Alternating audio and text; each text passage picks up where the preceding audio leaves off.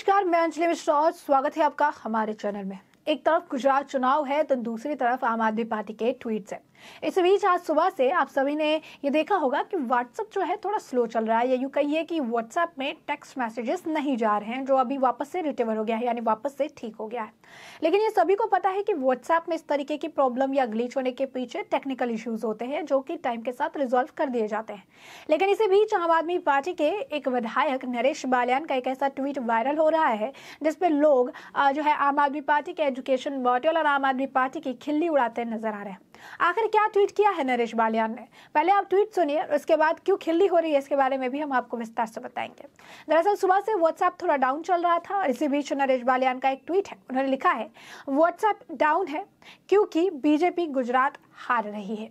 अब आप सोच रहे होंगे कि पहला तो ये पूरा लाइन ही एक कॉमिक है जिस पर लोग हंसी मजाक उड़ा रहे हैं कि आखिर व्हाट्सएप डाउन का गुजरात के जो है चुनाव बीजेपी के हारने से क्या लेना देना है, कोई लेना देना, कोई लिंक नहीं है। अब साथ में ये भी देखिए कि ये इन्होंने इस पूरे सेंटेंस में तकरीबन आपको बता दें कि 8 वर्ड्स हैं और 8 वर्ड्स में 2 वर्ड्स उन्होंने गलत लिखा है। क्या लिखा है? पहले उन्होंने लिखा WhatsApp is down because BJP is losing, यानी LOOSING, लूजिंग गुजरात। तो लूजिंग का स्पेलिंग इन्होंने गलत लिखा है, जो इन्होंने लूजिंग लिखा है वो LOSING होगा, लूजिंग। और सिर्फ एक ही गलती नहीं, उन्होंने गुजरात की स्पेलिंग भी गलत लिखी है। उन्होंने गुजरात की स्पेलिंग लिखी है, यानी जहां पर ये चुनाव लड़ने और जीतने का दावा कर रहे हैं उसी राज्य की स्पेलिंग तक इन्होंने गलत लिखी है। इन्होंने गुजरात की स्पेलिंग लिखी है GUJRAT। जी हाँ, बिल्कुल सही सुना आपने, GUJRAT। यानी इन्होंने गुजरात की स्पेलिंग भी इन्हें नहीं पता है। जिस गुजरात में ये जीतने के दावे कर रहे हैं, बड़े बड़े दावे ठोक रहे हैं, उन्हें खुद ही नहीं पता कि गुजरात की स्पेलिंग क्या है। यानी एक बार फिर झूठ के दम पर बरगलाने की कोशिश की जा रही है, मैनिपुलेट करने की कोशिश की जा रही है, जो साफ तौर पर देखा जा रहा है। तो जैसे कि आप देख सकते हैं कि गुजरात में किस तरीके से ये झूठ फैलाने की कोशिश कर रहे हैं, लोग भी लगातार इस पर प्रतिक्रिया दे रहे हैं। इसी बीच अरविंद केजरीवाल द्वारा बोले गए कई सारे झूठे बयान, या कहिए कि झूठ को लेकर अब पप्पू यादव का भी बयान सामने आया है। पप्पू यादव ने भी इस मामले को लेकर जो है ट्वीट किया है, अपनी प्रतिक्रिया दी है। झूठे बयानों को लेकर उनकी प्रतिक्रिया है, जिसमें उन्होंने ट्वीट करके लिखा है, 1 करोड़ झूठे महाफरेबी मरे होंगे तो एक अरविंद केजरीवाल पैदा हुआ होगा। कितना बेशर्म है सिसोदिया, सत्येंद्र जैन को शहीद आजम भगत सिंह बता दिया। इस फरेबी पर देशद्रोह का मुकदमा होना चाहिए। भगत सिंह को कलंकित करने के लिए बर्खास्त कर जेल भेजा जाना चाहिए। बता दें कि इस वक्त लगातार अरविंद केजरीवाल जो है वो अपने नेताओं का, एक जो भ्रष्टाचार में लिप्त है जिनके ऊपर मामला चल रहा है, दूसरा जो जेल में बंद है, यानी सत्येंद्र जैन और मनीष सिसोदिया का कंपैरिजन भगत सिंह के साथ करते नजर आए थे। उन्होंने अरविंद केजरीवाल ने ट्वीट करते हुए मनीष सिसोदिया और सत्येंद्र जैन को आज का भगत सिंह बताया था, और उनके जो ये लड़ाई चल रही है उसे उन्होंने आज की जो है आजादी की दूसरी लड़ाई बताई थी। तो जिस पर अब प्रतिक्रिया आप देख सकते हैं पप्पू यादव की तरफ से है झूठे बयानों को लेकर। अब देखने वाली बात यह है कि बग्गा, यानी बीजेपी नेता तजिंदर पाल सिंह बग्गा ने भी इसी तरीके का एक ट्वीट किया था अरविंद केजरीवाल को लेकर, और उन पर पुलिसिया कार्रवाई देखने के लिए मिली थी। उनके ऊपर जिस तरीके से पुलिस आई थी पंजाब से कार्रवाई होनी थी, काफी कुछ ड्रामा भी हुआ था। हरियाणा में गाड़ी रोकी गई थी, वापस से बग्गा को हरियाणा पुलिस ने ले लिया था। उसके बाद उन्होंने दिल्ली पुलिस को सौंप दिया गया और वापस बग्गा को ले आया गया। तो अब ये देखना भी दिलचस्प होगा कि अरविंद केजरीवाल क्या पप्पू यादव पर भी इसी तरीके का एक्शन लेते हैं, क्या इसी तरीके की कानूनी कार्रवाई पप्पू यादव पर भी देखने के लिए मिलती है, क्या कुछ होगा, यह तो आने वाले समय के साथ ही पता चलेगा। फिलहाल के लिए जिस तरीके से ये बयानबाजी का दौर चल रहा है, जिस तरीके की झूठे बयानबाजी ये कर रहे हैं, उस पर लगातार लोग अपनी प्रतिक्रिया देते हुए नजर आ रहे हैं। और यही नहीं, जो गुजरात इन्होंने मेंशन किया है उसके बारे में भी लोगों ने पहले तो स्पेलिंग सही बताई है कि गुजरात की स्पेलिंग GUJRAT गुजरात नहीं बल्कि GUJARAT होता है गुजरात। और उन्होंने डिफरेंस भी बताया है कि आखिर किस गुजरात की बात कर रहे हैं और किस गुजरात की बात होनी चाहिए।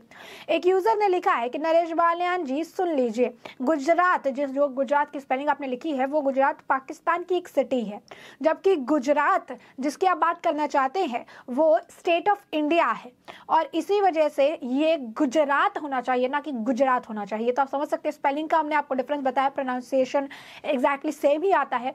तो इन्होंने 8 वर्ड के एक सेंटेंस में 2 गलतियां की और 2 अहम गलतियां की। गुजरात की स्पेलिंग गलत लिखी और लूजिंग का स्पेलिंग भी इन्होंने गलत लिखा।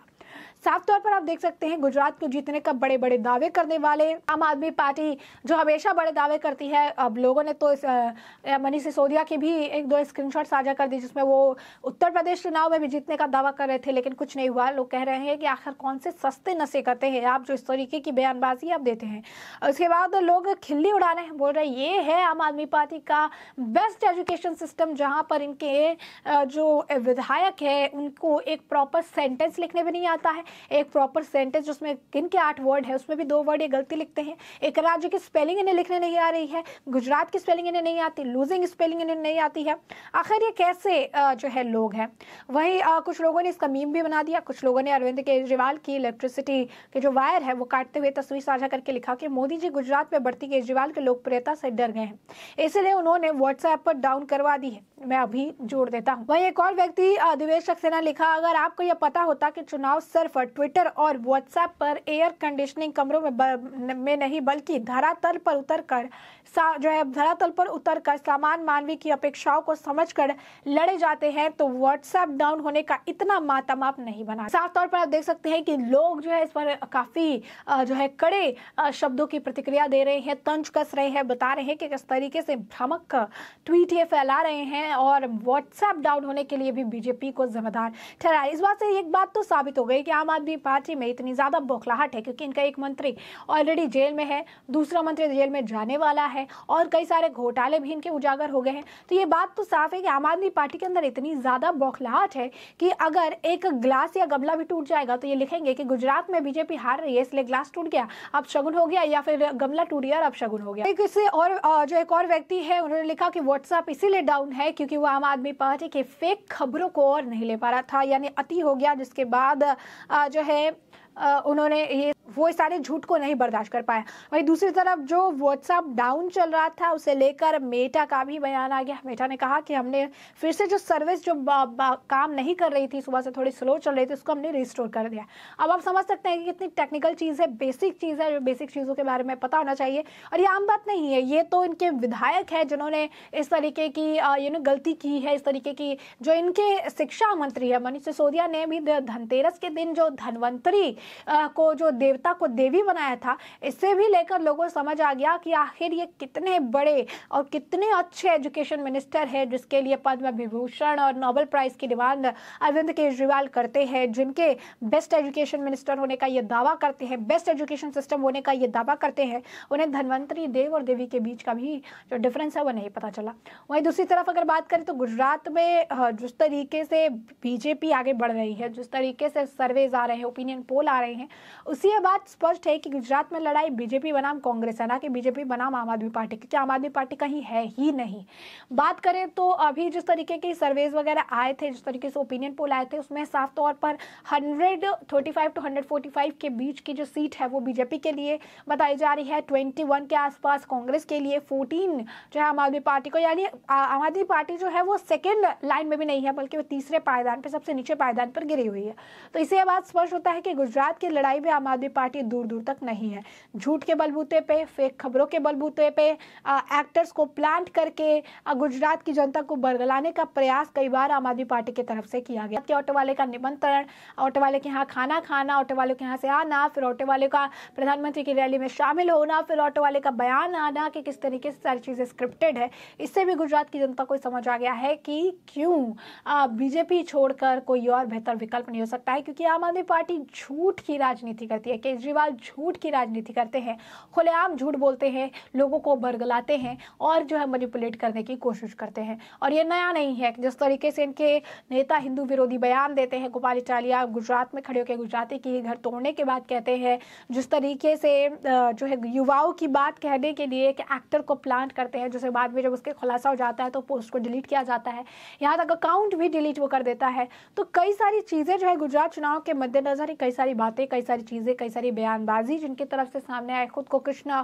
और दूसरों को कंस बताने वाले अरविंद केजरीवाल की जो सच्चाई है वो गुजरात की जनता ने बहुत बेहतरीन तरीके से समझ ली है, क्योंकि सोशल मीडिया का जमाना है, कोई चीज छुप नहीं सकती, कोई से रुक नहीं सकती, और जैसा जो इंसान कहता है वो as it is social media पर देखने के लिए मिलता है और वायरल हो जाता है। और दिमाग की बात यह भी है कि अगर व्हाट्सएप डाउन है उससे बीजेपी का क्या लेना देना।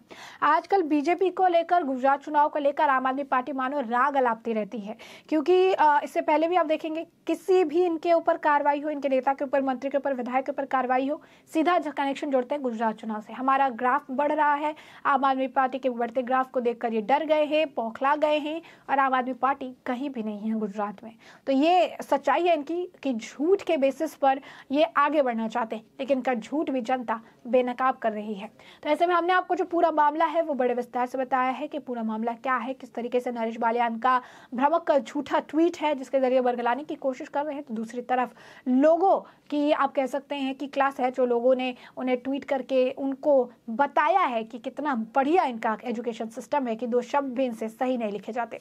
तो ऐसे में हमने आपको पूरा मामला बड़े विस्तार से बताया कि पूरा मामला क्या है, और इस पूरे मामले पर आपकी भी जो राय हो कमेंट सेक्शन में कमेंट करके जरूर साझा करें।